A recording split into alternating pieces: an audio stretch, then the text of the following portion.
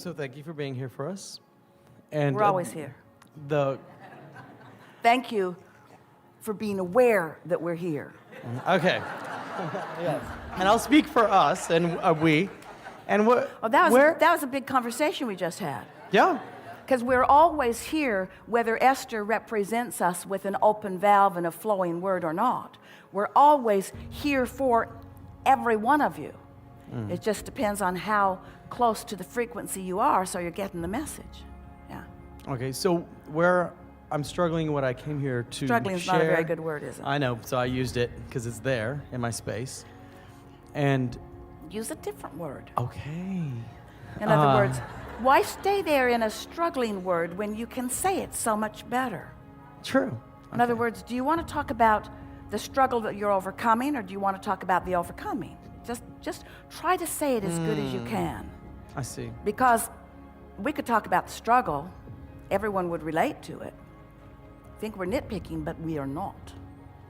You got to get the struggle out of your vocabulary and out of your vibration. Oh, and gosh. the best way to begin it is by beginning it. Or at least not continuing it. Sorry you came now, aren't you?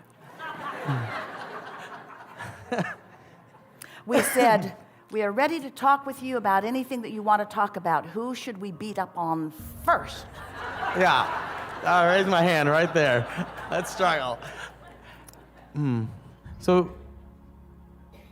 yeah, and where it Which puts me feels- against a which- wall. I feel which- like which- the speech gets. That's not a very good word either. I know. What feels better to you? Struggle or question? Question.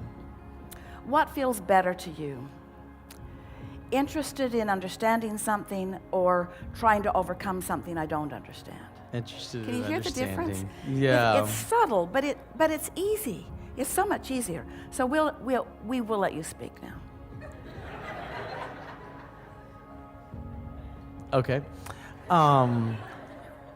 There is an experience that I'm having that when I am in a state of being open and self-expressed, See vulnerable, how deliberate he is? and See how deliberate he is?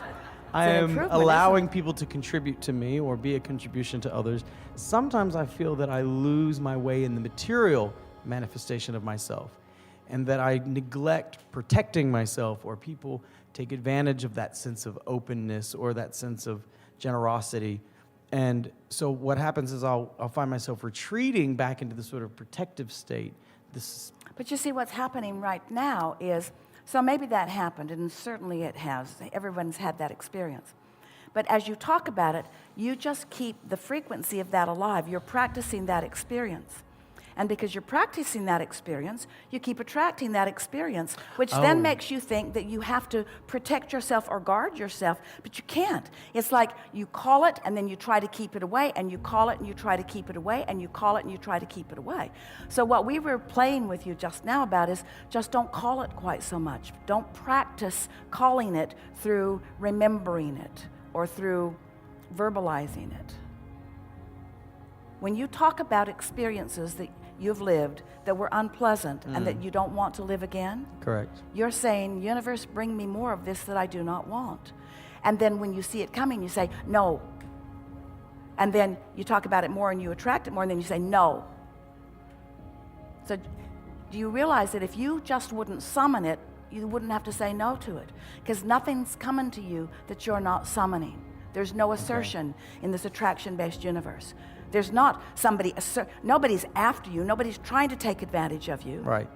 You've just got I'm to be taken advantage of vibration going on, and compliant people are cooperating with your vibration. I understand that. Okay, so people are complying with the vibration. Next time it happens, you just say, thank you for giving me exactly what I'm asking for and making me realize how much I don't want that. Thank you so for- I'm okay. going to notice it as least I can and talk about it as least I can, so that I can allow the path of least resistance to deliver to me what I really want. Thank you for giving me what I asked for. That communicated to me. Thank you. Yeah. So then this step 2 of this, and then I'd like someone else to get up here and have the opportunity to share, is I find myself in this constant struggle with the people that I invite into my energy to want to help and contribute to them, or feel frustrated that I want to. Probably a lot of you feel this way because you're here, where you see people suffering unnecessarily and you really want to be a contribution to them. We see you suffering unnecessarily. I'm suffering. I used the word again. Oh, I know. It's all right. It's all right because you are where you are. And So I'm it's all- attracting that. I'm inviting all that around me. No. Well, But it's still there. Here's the thing that's here's the big picture in all of this. Yes, ma'am. Certainly, you want to be of value to other people. And certainly, if someone is suffering, you want to do what you can do to relieve their suffering. But commiserating with suffering only encourages suffering. Okay. And so, what true compassion is, what true standing in the vibration of source and being of benefit to someone is being in such a stable place of knowing that well-being is the permeating environment, that well-being is not just trying to make its way into your experience, but into theirs too. And that if it were not for the habits, some of which you've demonstrated here, Yep. that are causing you to have resistance that prevents you from receiving the well-being that's there. In other words, everything that we're teaching is about softening your own patterns of resistance in order to let the well-be in.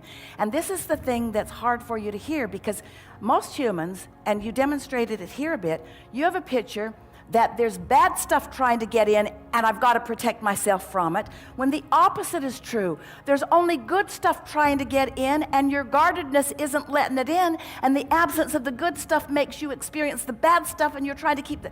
You see how screwy it is? Yeah. Did you just get that? Yeah, I did. Only well-being is wanting into your experience. The path of least resistance will allow it in. Now we know, if you're standing in a place where you've experienced or are experiencing something unwanted, these words are not welcome to you right now. But it is our promise to you that the well-being is dominant, and to the degree that you relax and allow it to flow, it will demonstrate itself to you to the degree that you are ready to allow it to demonstrate itself. And that there is no bad stuff asserting itself into your experience. It's only coming by your invitation. But the reason that it feels like somebody else is doing it to you is because you do not believe, and we know too, that you would deliberately do unkind things to yourself or to anyone else. In other words, you didn't say, I think I'll screw up my life today by focusing on the struggle and hardship that I've been living and that others have been living too. You said that was not the intention, the deliberate intention that you started out with, and yet there is a vibrational pattern that is sort of like that. Thank you. If you saw someone in the street bleeding, we believe that you would stop and try to help. If you saw someone fall down, we believe you'd try to help them up. But when you see people belligerent or angry or attacking, you don't want to help them, you want to lock them up. And we want you to understand that they're asking, that their need or their desire is the same. In other words, you really do want to help them, but you can't help them with energy that you don't have. So if someone is defensive or angry or bullying or inappropriate in some way, and you get your guard up to try to protect yourself from that, now you are in the identical vibration that they are, and you have nothing to give them, you see. Yes. That's why we're saying, you got to practice this path of allowing your clarity, your alignment, before you have anything to give to anyone else. Got it. All right, so now let's just pretend that you just got here. And we don't want you to guard your words, because your words don't matter. In other words, we can talk to you all day. Okay. Struggle's not a good word. This isn't a good word. This isn't a good word. The universe isn't listening to your words anyway. The universe is responding to the way you feel. Your words often reflect the way you feel, and that's why we're talking about the words that you're using. Okay. But it's how you feel that matters. So Now, let's just start over because you received most of what we said just now. And you're clear about who you are. You're a teacher in the world. You're an uplifter in the world. You're holding your own pretty well. You want to be of value to others. You're like so many of the teachers in this room. You don't believe you can teach it if you're not fully living it. And we do not believe that you have to fully demonstrate everything before you can teach it. You just have to be allowing it in the moment. But so now, say to us what you intended to find out about when you raised your hand and wanted to come up here. What is the essence of what you're looking for?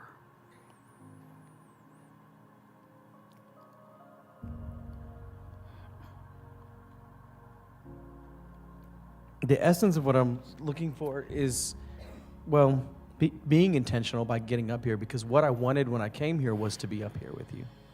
So I was in action about that. Like, I'm going to get up and be intentional about that. If that's what I want, do that.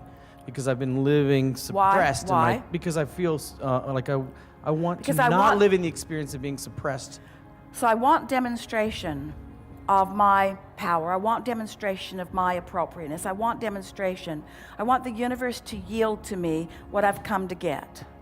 Correct. That's accurate. Yeah, that's pretty accurate. And so, even though you had a fair amount, a substantial amount, a whole bunch of resistance. I had a bunch. I wasn't going to come up. Within your vibration, your desire was dominant enough that the path of least resistance allowed you this experience. You getting what we're talking about? The path of least resistance got him into the chair. That is what Now, happened. it wasn't exactly smooth sailing. I thought about it a lot. Because we tormented you Yeah. by pointing out pockets of resistance that you had going on. But what we want you to feel from this is that it's always working out for you. It just could be so much easier. Right. And even though your determination was strong, you raised your hand, we felt you clearly, we knew that the vibration of your desire was strong enough that you could withstand these beginning conversations that we wanted everybody to be in on. We saw it as co-creating at its best because you help us to say the things that we're wanting to say to all of you. But the most significant thing that we want to come out of this gathering is that you demonstrated getting something you want in a way that was a rougher ride than it needed to be. Okay. And that if you, and this is the thing that by the end of the day, we believe that you will be able to hear clearly. The action part of your life,